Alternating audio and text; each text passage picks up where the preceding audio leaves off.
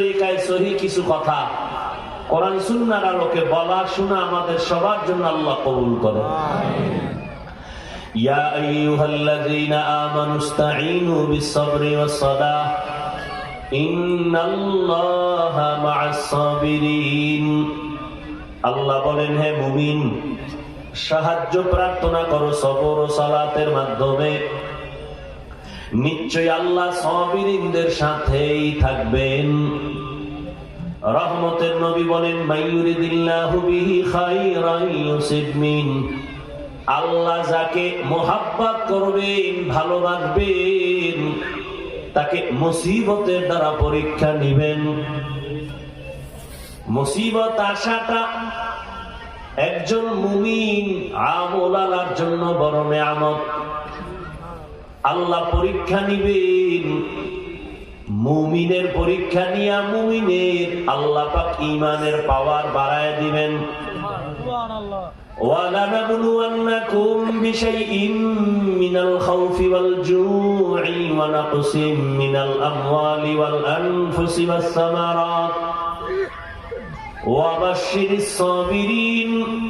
আল্লাহ বলেন, আমি মুমিনকে 5টা জিনিস দিয়া পরীক্ষা নিব। 1 নম্বরে ভয়, দ্বিতীয় পরীক্ষার উপকরণ হলো ক্ষুধা, তৃতীয় উপকরণ হলো জানের ঘাটতি, চতুর্থ মালের ঘাটতি, পঞ্চম হলো ফলের ঘাটতি। আর এই 5টা পরীক্ষার মধ্যে তারাই পাস করবে যারা সাবিরিনদের অন্তর্ভুক্ত হবে, ধৈর্য ধারণকারীদের অন্তর্ভুক্ত হবে। যাদের মধ্যে ধৈর্য থাকবে না তারা জীবনেও পরীক্ষায় কামিয়াব হবে না। আয়াতের মধ্যে আল্লাহ বলেন, সাহায্য প্রার্থনা করো। কথাটা মুমিনকে বলেছেন, কোন বেঈমানকে বলেন নাই। এর কারণ কি? এর একমাত্র কারণ, জান্নাত শুধু মুমিন পাবে, কোন বেঈমান পাবে না। আর মুমিনেরাও যে জান্নাত পাবে এটাও বড় ভয়। তাও নবী হাদিসে বলে গেছেন, তাফাররাকাত বানু ইসরাঈল আলা 72 মিল্লাহ ওয়া তাফতারিকু উম্মতি আলা 73 মিল্লাহ কুল্লুহুম ফিন-নার ইল্লা মিল্লাতান ওয়াহিদা। ক্বালু মান হিয়া ইয়া রাসূলুল্লাহ? ক্বালা মা আনা আলাইহি ওয়া আসহাবি। রহমতের নবী বলেন, আমার আগে একদল চালাক উম্মত ছিল, মুসা নবী, ঈসা নবীর উম্মত বনি ইসরাইল। বনি ইসরাইল আর একদিকে মুসা নবীর উম্মত এবং ঈসা নবীর উম্মত। এদের মধ্যে আবার 2 দল, একদল ইহুদি আর খ্রিস্টান। ইহুদি নাসারা যারা এখনো প্রথম কিবলা মুসলমানের বাইতুল মাকদিসের উপরে হামলা চালায়।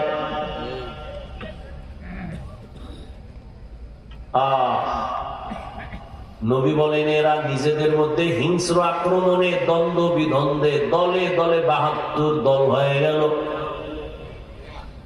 আমার উম্মত আরো চালাক, আমার উম্মতের আরো একটা দল বেড়ে যাবে। টোটাল কত হবে? কুল্লুহুম ফিন-নার ইল্লা মিল্লাতান ওয়াহিদা। সবাই জাহান্নামে যাবে, এক দল মাত্র জান্নাতে যাবে। এক দল যদি জান্নাতে যায়, বাকি কয় দল জাহান্নামী? এই এক পয়েন্ট। দ্বিতীয় পয়েন্ট হলো, এই যে 72 দল জাহান্নামী, এরা কেউ হিন্দু না, বৌদ্ধ না, ইহুদি না, খ্রিস্টান না, কোন বিধর্মী না। এই 72 দল জাহান্নামী সব হবে মুসলমান মুমিনের ভেতর থেকে। এবার বুঝেন কোন দলের মধ্যে আছেন, ভাবেন। সাহাবায়ে কেরাম প্রশ্ন করলেন, হে আল্লাহর রাসূল, এই বয়ান কিন্তু বক্তার এলেমের জোরে হয় না। একটা পয়েন্ট বলি, মনে রাখবেন। বক্তা যত বড় এলেমওয়ালা আর আমলওয়ালা হোক, বক্তার বাহাদুরিতে ওয়াজ হয় না। আজীবন মনে রাখবেন, বক্তার বয়ান সম্পূর্ণ নির্ভর করে শ্রোতাদের অন্তরের মহব্বত আর আকর্ষণের উপর।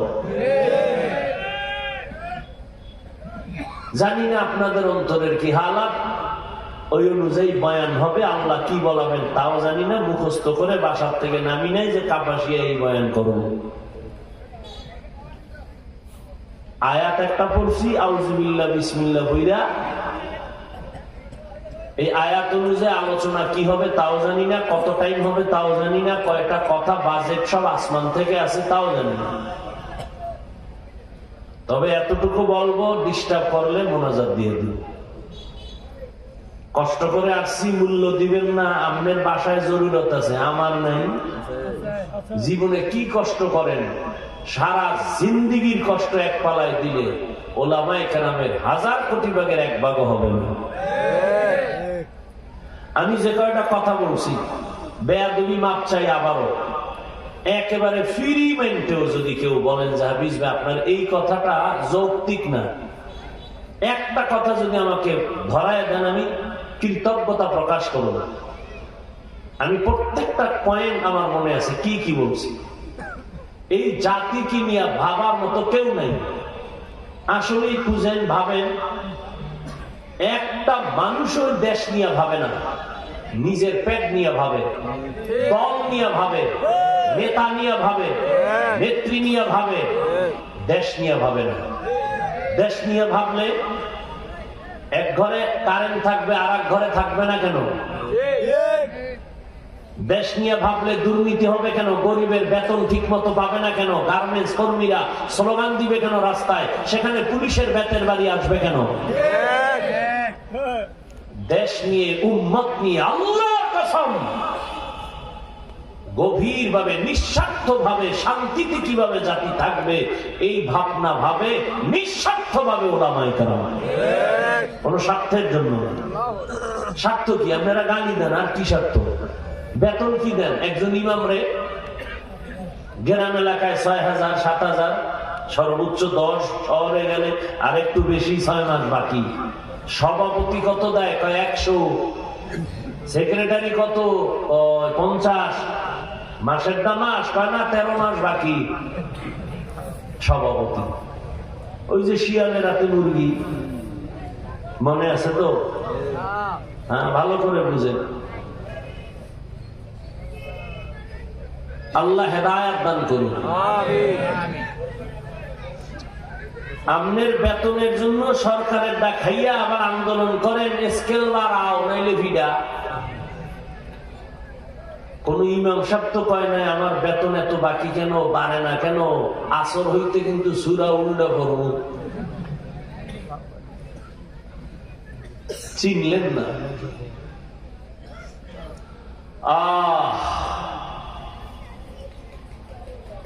ওলামায়ে কেরাম জীবনকে বাজি রেখে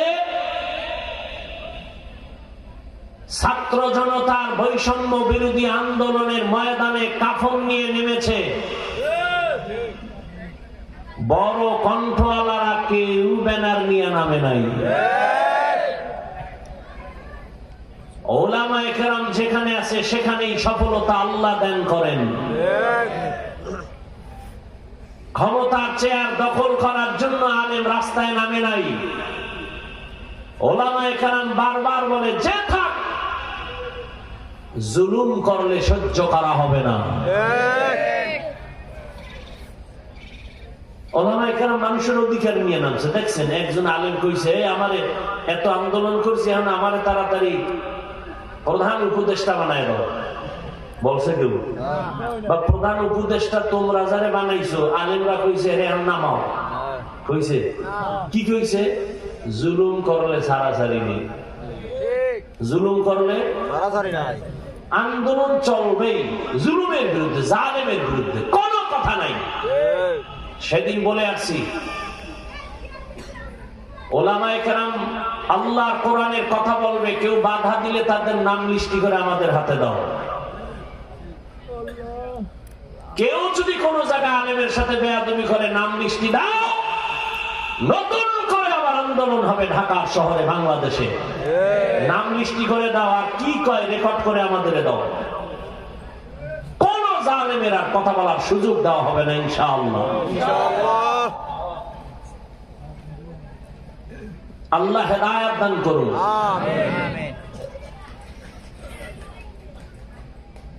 কি কথা বলতেছিলাম? ঠিক আছে, 1 মিনিটে শেষ। আল্লাহ পাক রব্বুল আলামিন দুনিয়াতে মানুষকে পরীক্ষা করবেন, পাস করতে হলে লাগবে ধৈর্য। মুমিনকে বেঈমানকে না। কেন? জান্নাত শুধু মুমিন পাবে, কোনো বেঈমান পাবে না। আর মুমিনও যে পাবে বহু ফিডা খাওয়ার পর। দলিল কিন্তু হাদিসটা টানছি, বনি ইসরাইলের দল ৭২, নবী কা আমার উম্মত আরো চালাক। এগো দল কয়টা? ৭৩-এর মধ্যে ৭২ জাহান্নামে যাবে। হিন্দু, বৌদ্ধ সব কিন্তু মুমিন, মুসলমান। এবার প্রশ্ন, যেই দলটা জান্নাতে যাবে এদের পরিচয় কি? সাহাবায়ে কেরাম জিজ্ঞাসা করেই ফেললেন নবীকে। নবী পরিচয়টা কি দিলেন একটু খেয়াল করেন। নবী যদি বলতেন যে আমি মুহাম্মদের আদর্শ মেনে চলবে, সেই জান্নাতে যাবে, এতটুকু বললেও হইতো। নবী এতটুকু বলেন নাই। নবী বললেন মা আনা আলাইহি ওয়া আসহাবি। দুইটা আদর্শ নবী দিলেন, দুইটা মেরুদণ্ড দিলেন। আমি মুহাম্মদের আদর্শ আর আমার সাহাবায়ে কেরামের আদর্শ যারা মেনে চলবে, এই দলটা জান্নাতে যাবে। অতএব নবীর হাদিস থেকে ফাইনাল আমাদের রেজাল্ট কি? যারা বলে মুহাম্মদ রে মানি, সাহাবায়ে কেরামদের মানি না, এরা মুসলমান হলেও ভেবে নাও ৭২ দল জাহান্নামীদের অন্তর্ভুক্ত। हम सुरातो हम सिराते मुस्तफा बरतमामी हाले उकुन इत्तेबा इत्तेबाए सुन्नते खैरुल बशर गिरे लाजिम ताबुया बी ए पेशा। আপনাদের খারাপ লাগে? ঘুমাইবেন যে কেউ ঘুমাবো, এও মিথ্যাবাদী। বাঙালি রাতে ঘুমায় না, মোবাইলের হক আদায় করে। বইয়ের হক আদায় না করতে পারলেও, মাইয়া বলার হক আদায় না করতে পারলেও মোটামুটি মোবাইলের হকটা যথাযথ আদায় করে। হাসিয়েন না বাবা, চিন্তা করলে গলায় রশি লাগানো দরকার যে আমি এত খারাপ, আমার চরিত্রটা এত খারাপ যে আমি বউয়ের হক বাদ দিয়া, মাইয়া পোলার হক বাদ দিয়া মোবাইল নিয়ে ব্যস্ত। সারাদিন দোকানে, সারাদিন ব্যবসায়, সারাদিন ওদিকে গেছে, আসছে রাত্র ৮-৯টার সময় বাসায় আইয়া বউরে সময় দিবে, মাইয়া পোলারে দিবে, ফেরে শুইয়া 2 মুঠ খাইয়া আস্তে বিছানায় মোনাজাত দিয়া হুইয়া বসছে। আমরা মোনাজাত দি বইয়া, আর মোবাইল আলারা মোনাজাত দেয় হুইয়া। হাসেন, কত বড় জালেম! মাইয়া পোলার হক নাই, কথা বলেন।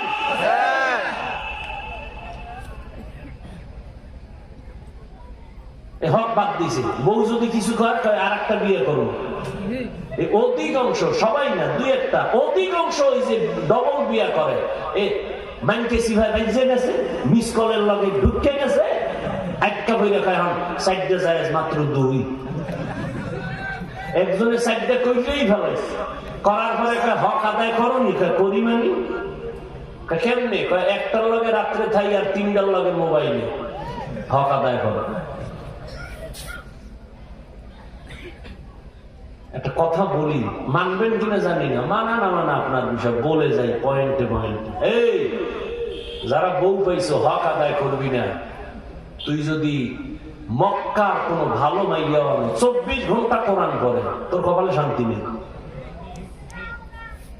বড় বউয়ের নিঃশ্বাসে ধ্বংস হয়ে যাবে। একজনের একদিন জিগাই, ভাবি থায় কই? কোনটা? কি হয়? একটা ঢাকায় আর একটা গ্রামে। তুমি 2টা ফিরে গেছো, কেমন আছো? আমার মতো শান্তিতে দুনিয়ায় কেউ নেই। কারণ আমি যখন একটু একটু বলতেছি, তুই মইরে গেলে বন্ধু মানুষ তো, তোর এই মাইয়া বলাটি কত নিঃশ্বাস ছাড়বে জানুনি? যে বাবা, এই রাজশাহী একটা মাইয়া ফাঁসি দিছে না লাইভে আইসা, কি কইছে? বাবা আমার এমন জায়গায় বিয়ে দিছো, স্বামী আমাকে বারবার টর্চার করে, তোর বাবার চরিত্র খারাপ না হইলে 2 বিয়ে করছে কেন? আমি এই দুঃখে মরে গেলাম বাবা, আমি এই দুঃখে মরে গেলাম। আধা ঘন্টা লাইভ দিয়ে এরপরে মরছে, মরছে কিনা জানি না, আর আমি তো আর ওই ফেসবুক চালাই না, একজনে শুনেছি মরছে কিনা তাও জানি না, আধা ঘন্টা লাইভ দিছে। এই দুঃখ একটা, স্বামী বারবার আঘাত করে, তোর বাপের চরিত্র ভালো নেই, ভালো হইলে 2 বিয়ে করছে কেন? ঠিক মতো 2 বউর হক আদায় করছে, মাইয়া বলার হক আদায় করছে, পোলাপানের একটাও মানুষ বানাইছে, ছাইরা দিছে গরুর মতো, যে যেদিকে যাও। 2-1টা যখন কইছি, আমার আব্দে রেখা ভাই করুন কি, আমি মর মর মর, একটার হক আদায় করে না, 4টা লইয়া টানাটানি। কত যুক্তি! তুমি কি আবু হানিফা হইছো? তুমি কি আশরাফ আলী থানবী হইছো যে তরমুজ 2 দেয় না 2 ঘরে দেয় না? করছে কি, দোনোটার দিয়ে কাটটা ওইটার অর্ধেক এই তরমুজের অর্ধেক মিলাইয়া 1 ঘরে দাও। আর আমরা কি করতাম? 2টা তরমুজ 2 ঘরে দাও, ওইটা যদি ফসা হয় মরুক। আর থানবী রহমতুল্লাহ দোনো তরমুজ কাইটা সমান ভাবে, এই তরমুজের অর্ধেক ওই তরমুজের অর্ধেক মিলাইয়া 1 ঘরে, আবার বাকি 2 অংশ আর 1 ঘরে। এর দুর্ভয় কয়জনের আছে? আল্লাহ হেদায়েত দান করুন। যে কথা বলতেছি, যারা বিয়ে করছে একবার, যারা করো নাই, তোর কপালে বউ নাই।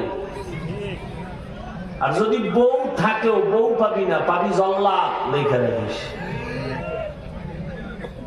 কয় না হুজুর মাইয়া তো কোরআন শপথ করছে। আমি সিরিয়াল কত? কয় কেমনে করি? আমি কি তোর সিরিয়াল যত, তোর ওই মাইয়ার সিরিয়াল তত। তোর সিরিয়াল কত? কয় হুজুর 3। 2টা শেষ করে 3 নাম্বারের সিরিয়াল, মাইয়ার সিরিয়ালও 3। 2 পোলারে খাইয়া এবার তোর দ্বারে আছে। এবার জল্লা দিয়ে জুতা দিয়ে তোরে বাইরে ঝাল মিলাইব, কত ধানে কত চা। দানা কাটা ভরি না, কল্লাটা কাটতে দিয়ে যাবে ডানার লগে, টের হবে। আল্লাহ হেদায়েত দান করুন। মা বাবা বইয়ে বইয়ে ঝগড়া করে, আর বাচ্চা পাশে শিখতেছে, মা বাবায় ঝগড়া করে, গালাগালি করে, সব শিখে আদর্শওয়ালা হইতেছে সন্তান। ছেলের মোবাইল দিছি, হুজুর মোবাইল দিছি, দোয়া করেন। কেন? পরীক্ষায় 1 হয়েছে। মাইয়া কয় 1 মাস আগে দিয়ে নিস। খুশি কি? মোবাইল দিছে। জামাই একটা বিয়ে দিয়া মাইয়া জামাই কি দিছে? বিশাল একটা আইফোন। জামাই আইফোন দিয়া লাইন করতে করতে করতে করতে হঠাৎ করে দেয় জামাই হিজরত করছে নিজের মাইয়া থুইয়া। হাসেন, যার গলায় রশি লাগছে ফ্যামিলিতে খবর নেন, কত কান্দা কান্দতেছে। ওই সন্তান জন্ম দিয়ে লাভ কি? যে সন্তানের কারণে মা বাবার লজ্জায় মুখ ঢাকতে হবে। এই জন্য সন্তানও চাইয়েন আল্লাহর কাছে, যার দ্বারা ইজ্জত বাড়ে। যদি না বাড়ে, ও আল্লাহ ওই সন্তান দিওই না, দরকার নাই। নবীজির কোন ছেলে ছিল? কথা হয়। মক্কার মুশরিকরা কি করতো? মোহাম্মদ শেষ, কে মইরা গেলে বংশ ধরার কেউ নেই, ছেলে নাই, আছে মাইয়া। আজকে যারা কইছিল ওগো কুত্তায়ও চেনে না। আর মোহাম্মদের ভক্ত রুহানি সন্তানের অভাব আছে। আল্লাহ ইজ্জত দিবেন আল্লাহ। একদল কান্দে সব হারাইছি, আর একদল কান্দে ভাইয়াও ভাই না, চেয়ারম্যানের চেয়ারের মেয়াদ শেষ। কিন্তু যাদের কাছে কোরআন আছে, রসুলের আদর্শ আছে, এদের টেনশন নাই। আগেও যেমন এখনো তেমন, ভবিষ্যতেও সামনে তেমন। আমগো চেয়ারের মেয়াদই নাই, আবার শেষ কিসের?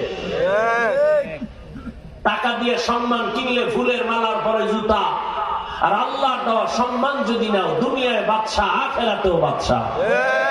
এখন প্রশ্ন করবা হুজুর হব না? একবার বলছি না হুজুর হওয়ার কোনো দরকার নাই, তবে হুজুরের বন্ধু হও।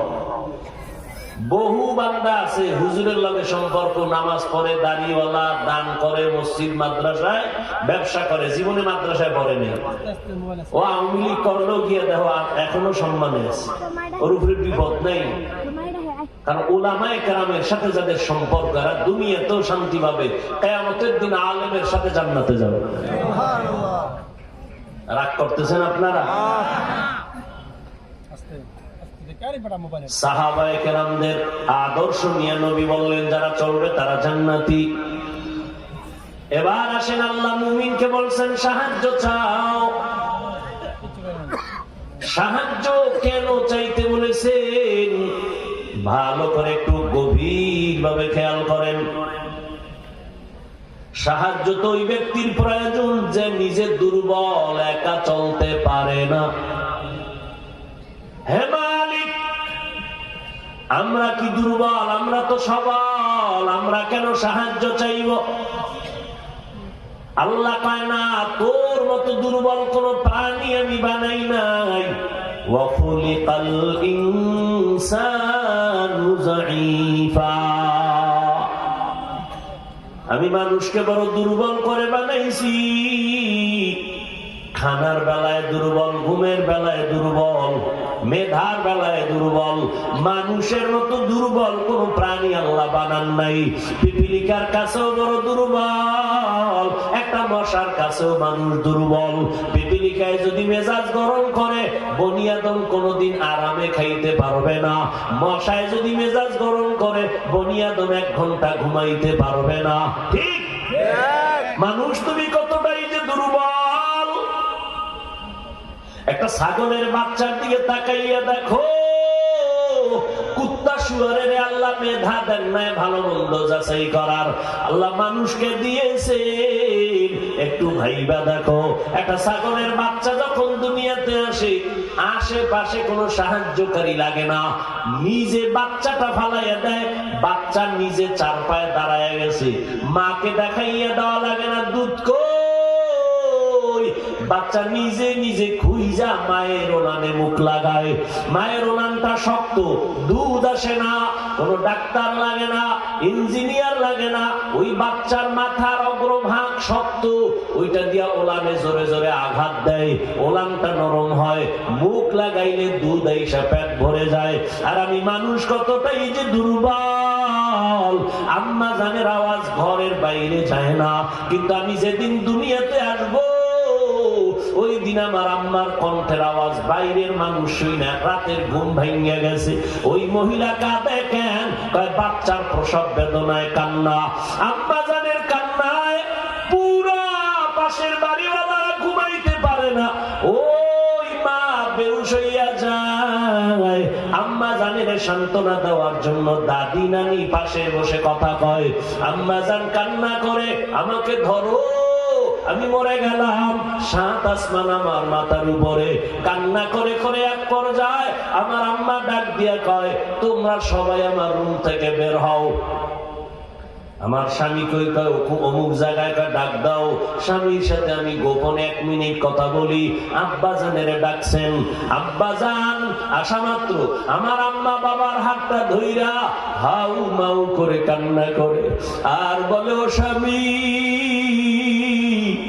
মা বাবার আদর চাইরা তোমার ঘরে আসছি, মন ভরে খেদমত করতে পারি নাই, দয়া করে আমারে মাফ কইরা দাও। আমি এখন মরে যাব, 7 আসমান আমার উপরে বোঝা, আমার উপরে কোনো দাবি রাখবা না। আব্বা জান সান্ত্বনা দিয়া কয়, কাঁদিও না। আমার আব্বা দৌড়াইয়া ওযু বানাইয়া যায় নামাজে সিজদায় কাঁদে আর বলে, হে মালিক, আমার স্ত্রীটারে সুস্থ বানায় দাও, আমার বাচ্চাটারে আরামে দুনিয়ায় পাঠাও। আমি দুনিয়াতে যখন আসছি আম্মা জান বেহুশ হইয়া পড়ে গেলেন। আমার দাদি নানি আমারে দইরা পরিচ্ছন্ন কইরা আম্মা জানে কয়, দেখ ফুটন্ত গোলাপ। আম্মা জানের এত কান্নার কষ্ট, একটা নজর আমার দিয়ে তাকাইয়া মনে হয় যেন কোনো কষ্টই নাই। আম্মা জানে রে, আমার দাদি নানি কয় তাড়াতাড়ি বাচ্চারে দুধ দাও। আম্মা জান আমারে দুধ দিছে, আমার গাল বেয়ে পড়ে গেছে, আমি দুধ ভিতরে নিতে পারি না, এতটাই যে দুর্বল। আবার অনেক বাচ্চা দুধ পায় না, বাবায় দৌড়ায় গেছে, ডাক্তার তাড়াতাড়ি ঔষধ দাও, আমার বাচ্চা কেন দুধ পায় না। ওরে একটা ছাগলের বাচ্চার কাছে আমি মানুষ কত দুর্বল। আম্মা জান ওই যে প্রসব বেদনায় কান্না করেছে, ওই এক রাতের কান্নার ঋণ যদি বাবা তুমি আদায় করতে চাও, চামড়া খুলে যদি জুতা বানায় দাও, মায়ের ঋণ ওই প্রসব বেদনার কান্না ঋণ আদায় করা সম্ভব হবে না।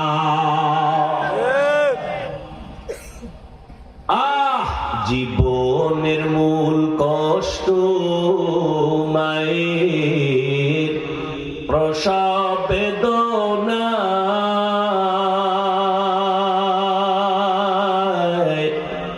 সাত আসমান সাত জমিন তখন মায়েরই মাথায়। জীবনের মূল কষ্ট মায়ের প্রসব বেদনা, সাত আসমান সাত জমিন তখন মায়েরই মাথায়। আমার সুন্দর মুখ দেখে মার, আমার সুন্দর মুখ দেখে মার, ব্যথা যায় দেয় হাসাইয়া। ও আমার প্রাণের মা, মা গো মা, কোথায় গেলে মোরে ছাড়িয়া। জনম দুঃখী ইয়াতীম আমি, চাই না কেহ ফিরিয়া। আমি যখন ছিলাম আমার মায়েরই উদরে, চলাফেরা করলেন যে মায় কত কষ্ট করে। আমি যখন ছিলাম আমার মায়েরই উদরে, চলাফেরা করলেন যে মায় কত কষ্ট করে। এমন মাকে কেমনে আজি, এমন মাকে কেমনে আজি যাব আমি ভুলিয়া। ও আমার প্রাণের মা, মা গো মা, কোথায় গেলে মোরে ছাড়িয়া। জনম দুঃখী ইয়াতীম আমি, চাই না কেহ ফিরিয়া। আল্লাহ বলেন মানুষ বড় দুর্বল করে বানাইছি। ও মানুষ, হাঁটার বেলায় তুমি দুর্বল। ওই বড় বড় সমুদ্রের মধ্যে নীল তিমি আছে, এক একটা নীল তিমির প্রতিদিনের খাদ্য তালিকা 1000 কেজি চিংড়ি মাছ। ঢাকা চিড়িয়াখানায় যাইয়া দেখো, একটা বাঘের দৈনিক খানা 17 কেজি গোশত। মানুষ চিন্তা করো, তুমি খানার বেলায় দুর্বল, মেধার বেলায় তুমি দুর্বল, দুনিয়ার লাইনে তুমি দুর্বল। দেখছো একই সার্টিফিকেট নিয়ে লেখাপড়া করছে, MBBS doctor, FCPS doctor, FRCS এর সার্টিফিকেট সার্টিফিকেট নিয়ে পড়ছি, কিন্তু দেখো একে আর একজনের কাছে কত দুর্বল। নাক কান গলার উপরে যে বিশেষজ্ঞ, এর যদি আমার পেট ব্যথা ভালো করো, তাই সরি আমি পারতেছি না, এই বিষয়ে আমার কোনো অভিজ্ঞতা নাই। মেডিসিনের ডাক্তারের কাছে যাও, ও স্যার আমার কণ্ঠ আর কানটা দেখেন, বলে পারবো না, কারণ এই বিষয়ে আমার অভিজ্ঞতা নাই। একে অন্যের কাছে দুর্বল। ধর্মীয় লাইনে আমরা বড় দুর্বল, ঘুমের বেলায় বড় দুর্বল, আমাদের শক্তির বেলায় বড় দুর্বল, সব দিক থেকে আমরা বড় দুর্বল। এই দুর্বলতা নিয়ে জান্নাতের পথে কেমনে যাব? একা একা পারবো না। 2 নাম্বার, যেই জমিনটা হাইটা যাব, এই পরিবেশটা বড় নাপাক, ডানে তাকাই গুনাহ, বামে চতুর্দিকে গুনাহ গুনাহ গুনাহ, ঘরে গুনাহ, বাইরে গুনাহ, পকেটের ভেতরে গুনাহ। এই নাপাক পরিবেশের মধ্যে আমি একা কেমনে জান্নাতের পথে আগাবো? 3 নাম্বার আরো মুসিবত, আমারে 3 দল শয়তান পেছনে টানে যেন জান্নাতে যাইতে না পারি। মানুষ শয়তান আমারে ধোঁকা দেয়, আবার আমার বডির মধ্যে একটা শয়তান আছে, নফস শয়তান, আমারে বারবার ধোঁকা দেয়। এত নামাজ পড়া লাভ কি? এত তাড়াতাড়ি দাড়ি রেখা লাভ কি? এত তাড়াতাড়ি বুজুর্গ হয়ে কি লাভ হবে? আমাকে ধোঁকা দেয় মানুষ শয়তান, আবার আমাকে জিন শয়তান দূরের থেকে আমারে ওয়াসওয়াসা দেয়, নফস শয়তান আমারে বুঝাইতে থাকে। এতগুলো ঝামেলা নিয়া জান্নাতের পথে যাওয়া অসম্ভব। সাহায্য লাগবেই, সাহায্য ছাড়া চলা যাবে না। এতক্ষণ আলোচনায় যেটা বুঝাইলাম, সাহায্য লাগবে নি, এটা মেধায় ধরছেনি যে সাহায্য ছাড়া চলা যাবে, এই কথা একমত। এখন দ্বিতীয় প্রশ্ন, সাহায্য লাগবে এটা ফাইনাল, তবে কার থেকে নিব? আপনাদেরকে জিগাইলে আপনারা তো হুজুরকে লাভ দিবেন, আল্লাহর থেকে নিব, একটা তাজা মিশা কথা। যদি এই জাতি আল্লাহ থেকে সাহায্য নিত, সুদি কারবারি এনজিওরা 50 বছর আগে দেশ থেকে পালায় যেত।